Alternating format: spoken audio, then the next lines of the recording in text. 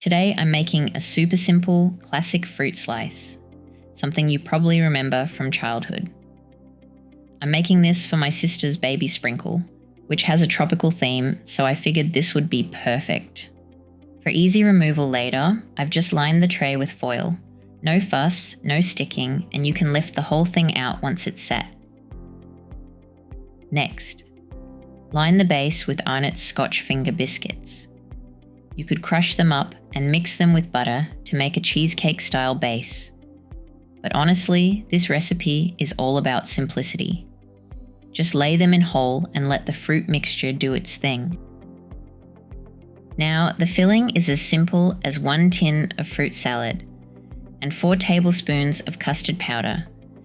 Just dump them straight into a pot and stir in together.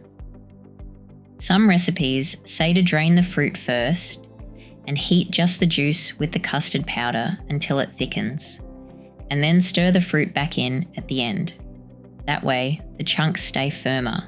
But honestly, I've always just thrown the whole tin in and let it all cook together. It thickens up just fine, and I kind of like how the fruit softens into the custard a bit.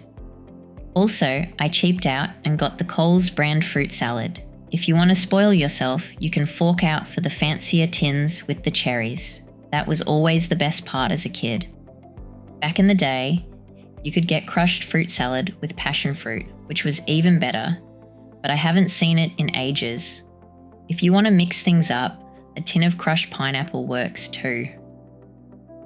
You'll want to keep stirring this over a medium heat until it thickens into more of a pudding texture. It should only take a few minutes. Then we're ready to pour it over the biscuit base.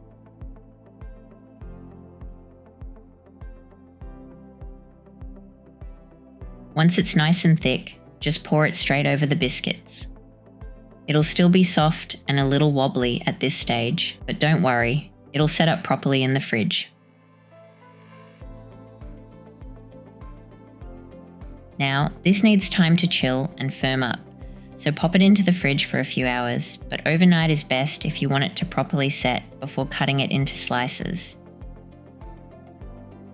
Once it's set, you can eat it as is, or top it with a squeeze of lemon juice, or even whipped cream.